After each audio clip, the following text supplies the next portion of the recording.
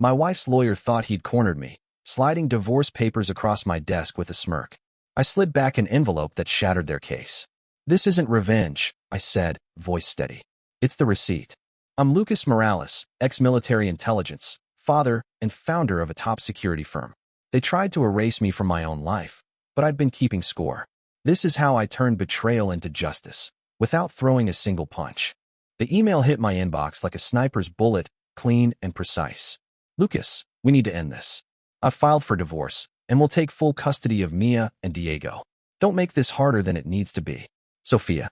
No call, no warning, just 47 words slicing through 8 years of marriage. I sat at my desk in Apex Security's Miami office, staring at the screen. The hum of servers faded to static. My hands, steady from years of military intelligence training, hovered over the keyboard. Sofia Alvarez, my wife, the woman who once laughed with me over late-night coffee, plotting our future while the twins slept upstairs, had just declared war. I'm Lucas Morales, 42, founder of Apex Security, a firm I built from a single laptop into a Miami powerhouse. Father to Mia and Diego, 7-year-old twins who think I'm a superhero because I taught them how to kick a soccer ball.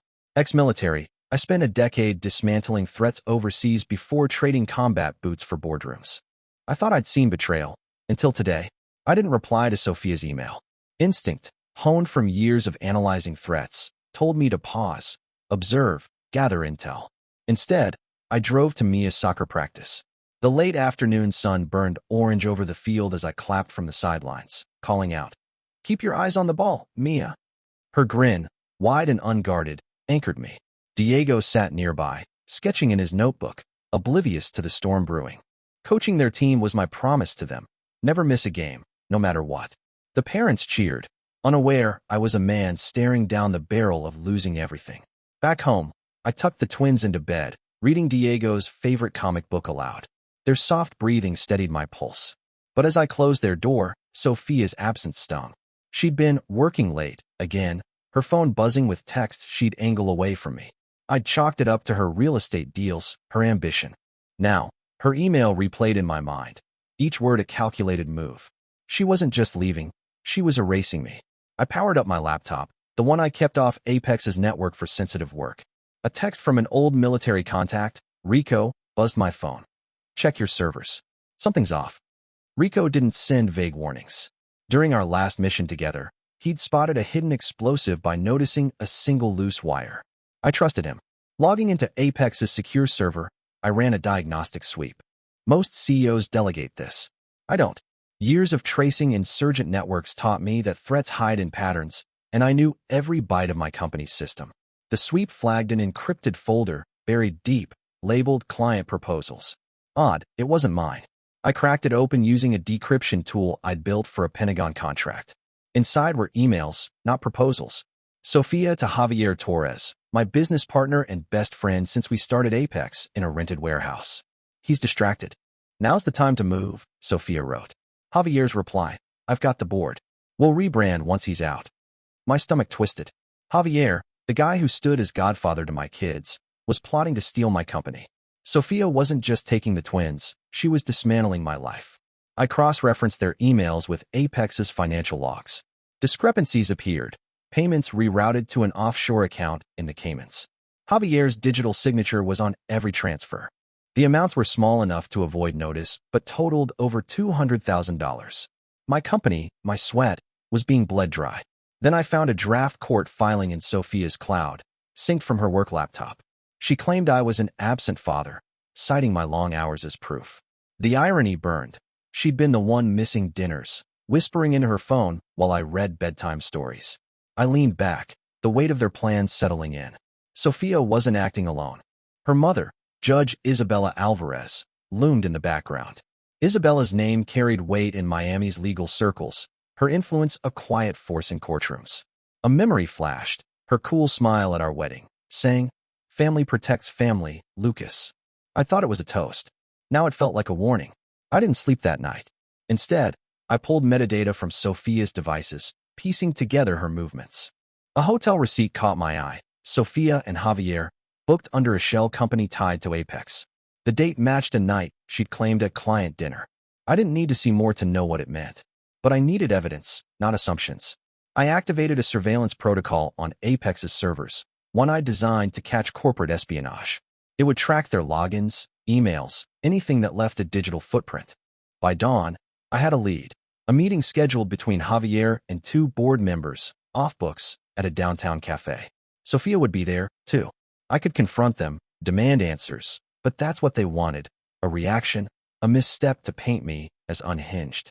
Instead, I drove to the twins' school, dropping off their lunches. Mia hugged me, her tiny arms fierce.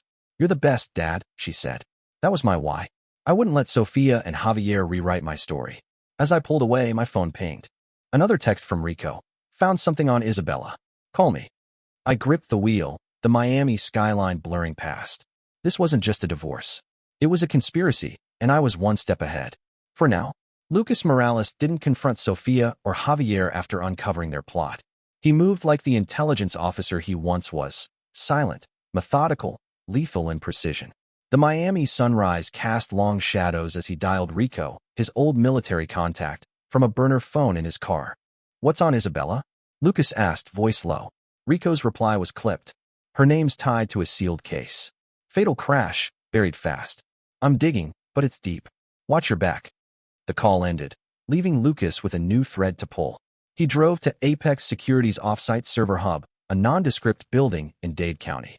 The facility housed backups for sensitive client data, but Lucas used it for his own shadow archive, a habit from his military days. Logging in, he accessed the surveillance protocol he'd activated. It had caught Javier's login from an unfamiliar IP, traced to a downtown hotel. Lucas cross-checked the timestamp. It matched the hotel receipt from Sophia's cloud. They weren't just colluding, they were sloppy. The protocol also flagged a new email chain. Javier to an unknown recipient. Boards leaning our way. Push the custody angle harder. The response came from a private server, untraceable without more work. "Isabella says we need a psych eval on him. Make it stick." Lucas's jaw tightened. A psych eval? They were building a case to label him unstable, a threat to Mia and Diego. He saved the emails, encrypted them, and sent copies to a secure cloud he controlled. His phone buzzed, a reminder for Diego's science fair. Lucas shut the laptop and headed to the school. On the field, he helped Diego set up a model volcano, the boy's eyes bright with pride as baking soda erupted. Parents clapped, but Lucas's mind was elsewhere. He scanned the crowd, half expecting Sophia to show. She didn't. Her absence was another move in their game, letting him play the absent parent role in public. He smiled for Diego, but his resolve hardened. Back at the hub, Lucas ran a deeper trace on the offshore account Javier had used. The Cayman's bank was a black hole for dirty money, but Lucas had contacts from his Pentagon days. A quick call to a forensic accountant, Elena, yielded results. The account's linked to a shell company, Torres Holdings, she said. Javier's name is on it, but there's a second signatory, Sofia Alvarez. Lucas exhaled sharply. They were siphoning Apex funds together, betting he wouldn't notice. Then Rico called back. "Got something. Isabella quashed a DUI case years ago. Her cousin's kid killed a family of 3. No trial, no press. Payments went to a DA through a front. I'm sending you the paper trail." Minutes later, Lucas opened a file, bank transfers, a crash report, a DA's campaign donation log, all tied to Isabella Alvarez's family. The judge wasn't just protecting Sophia. She was a fixer, shielding her own for decades. Lucas didn't stop there. He hacked into Sophia's personal cloud again, finding a draft letter to her lawyer, Malcolm Reed. It outlined a strategy to neutralize Lucas's custody claim by citing post-military stress and erratic behavior. The audacity hit hard. They were weaponizing his service. But Lucas saw an opening. If Isabella was rigging the legal game, her influence was a liability. He just needed proof she was pulling strings now. He set up a sting. Using a dummy email, he posed as a board member Javier had contacted, requesting a meeting at the downtown cafe where Javier and Sophia planned to sway Apex's board. Lucas arrived early, wired with a discreet audio recorder from Apex's inventory. He sat 2 tables away, hidden behind a laptop. Javier arrived first, pacing, checking his phone. Sophia joined him, her posture tense. "Malcolm says we need more on Lucas," she whispered.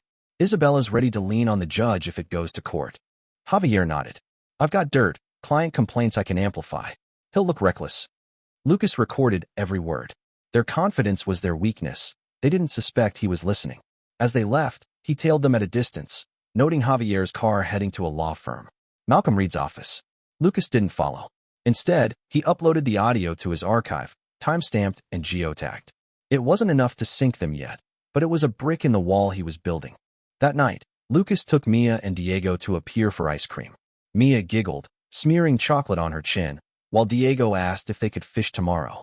"Sure thing, buddy," Lucas said, ruffling his hair. Their joy was a reminder of what was at stake. Back home, he checked his phone.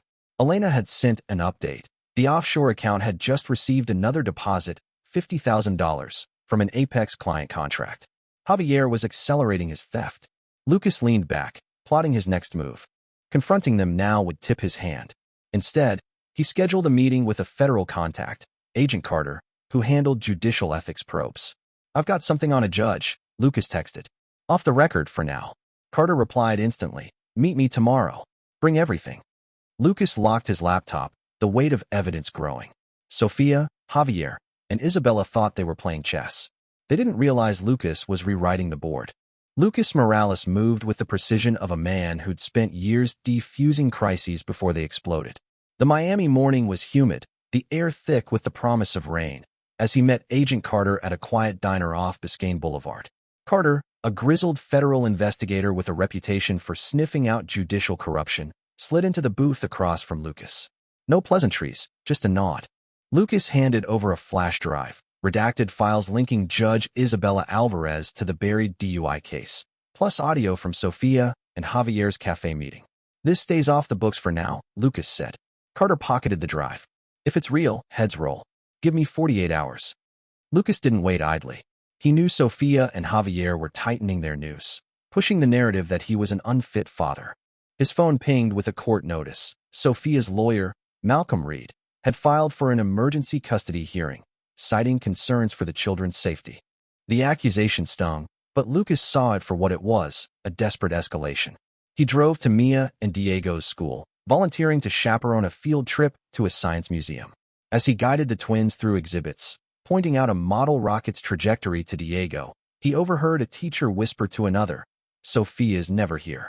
Public perception was shifting, and Lucas leaned into it, letting his actions as a father speak louder than Sofia's claims. Back at Apex Security's server hub, Lucas dug deeper into Javier's financial trail. Using a backdoor he'd built into the company's accounting software, he traced another $75,000 siphoned to the Cayman's account. But a new detail emerged, a third-party transfer to a law firm tied to Malcolm Reed. Sofia wasn't just complicit. She was funneling money to grease the legal wheels. Lucas cross-referenced the firm's client list and found a connection to a shell company owned by Isabella's brother. The Alvarez family wasn't just protecting Sofia, they were bankrolling the entire scheme. A call from Elena, his forensic accountant, interrupted his work. "Found something bigger," she said. Isabella's brother's company paid a hacker to breach Apex's client database.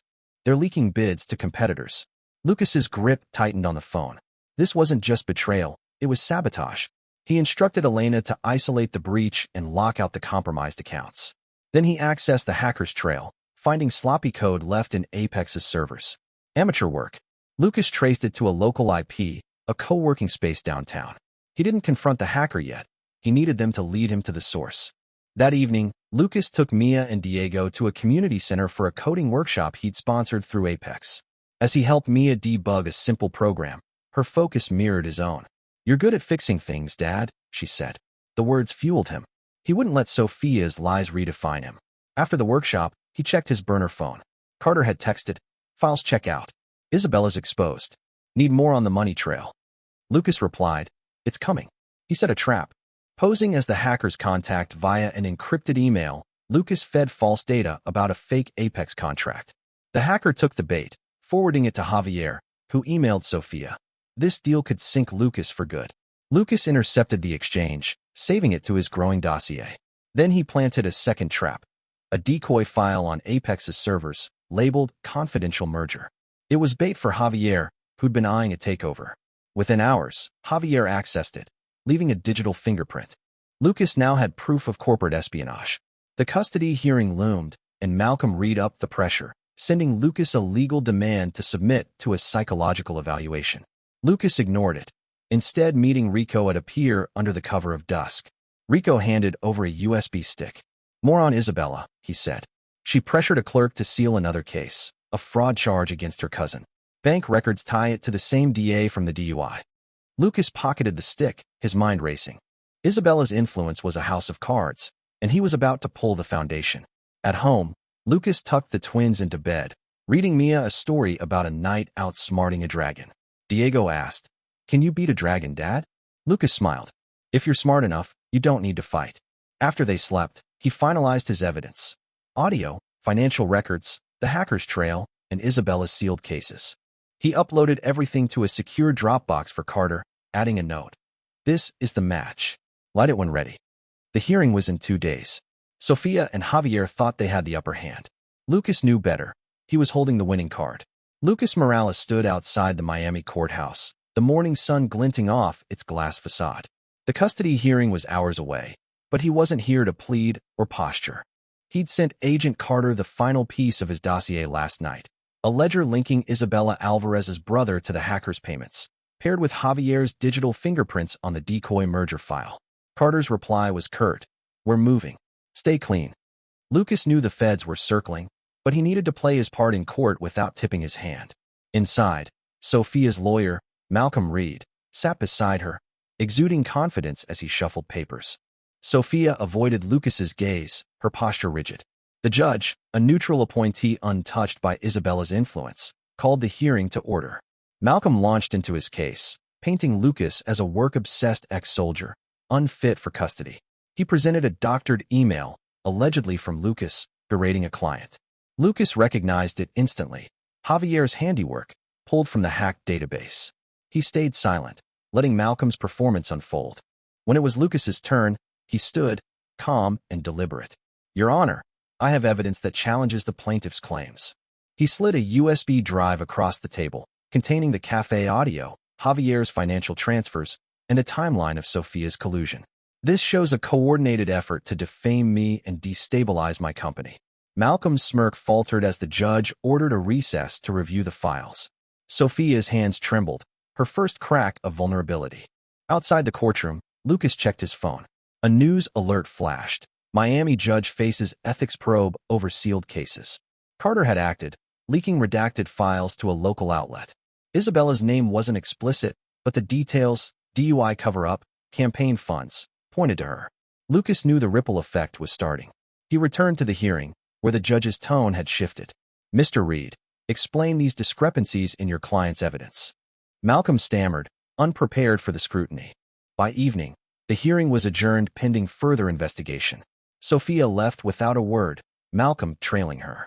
Lucas drove to pick up Mia and Diego from school, taking them to a beach cleanup he'd organized through Apex. As they collected trash along the shore, Diego asked, "Why's Mom so quiet lately?" Lucas knelt, picking up a plastic bottle. "She's figuring things out, buddy. We all are." Their laughter, chasing seagulls, kept him grounded. The next morning, Javier's downfall hit. An international wire reported his detention in Nassau after trying to access the frozen Cayman's account.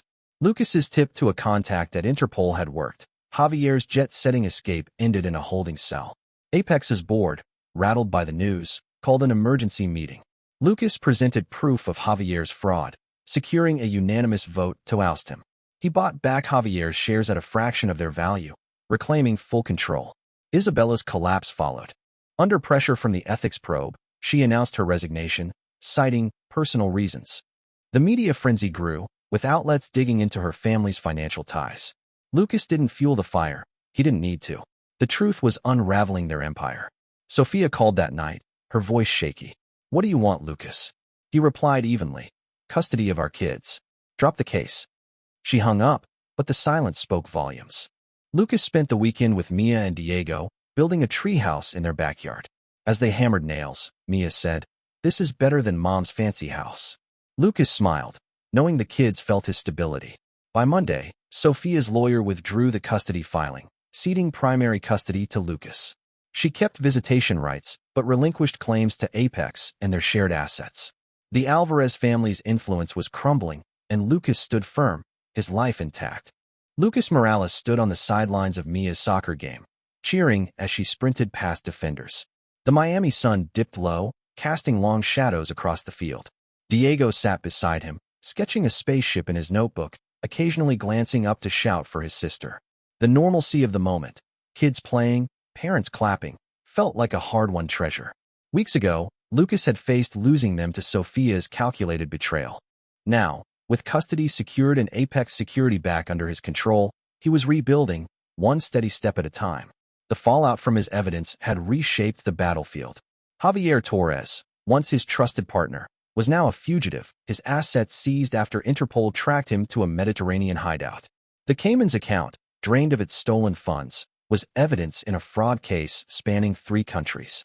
Lucas didn't follow the headlines. He'd sent the final tip to authorities and let justice run its course. Javier's name, once synonymous with Apex's success, was now a cautionary tale among Miami's business elite. Sofia Alvarez had faded from the spotlight. After withdrawing her custody demands, she moved to a modest condo in Coral Gables, taking a job at a small real estate firm. Her social media, once a curated showcase of glamour, went silent. Lucas heard through a mutual acquaintance that she'd sold her luxury SUV, trading it for a practical sedan. She attended Diego's school play, sitting quietly in the back, and left without speaking to Lucas. He didn't resent her. He'd won by protecting his kids, not by destroying her.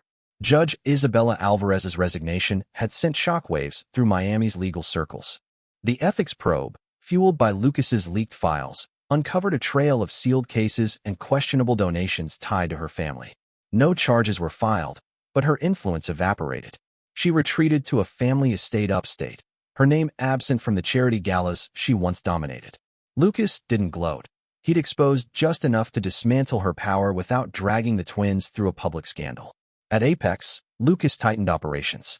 He vetted new hires personally, implemented stricter financial controls, and landed a major contract with a tech firm, drawn by his reputation for integrity. The board, once swayed by Javier's promises, now deferred to Lucas's vision. He mentored a young analyst, teaching her to spot digital vulnerabilities the way he'd learned in the military.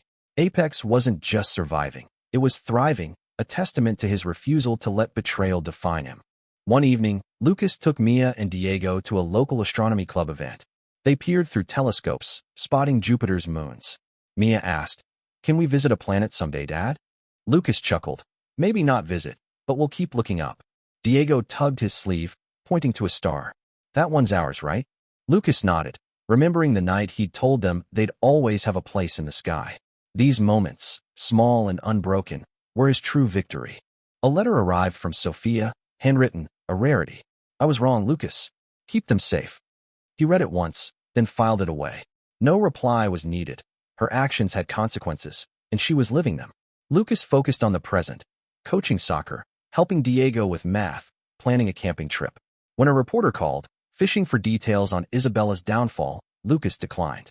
"I'm just a dad running a business," he said, hanging up. The final piece of closure came unexpectedly. At a community fundraiser, a former client approached Lucas. "Heard about the Alvarez mess. You could have burned them all down. Why didn't you?"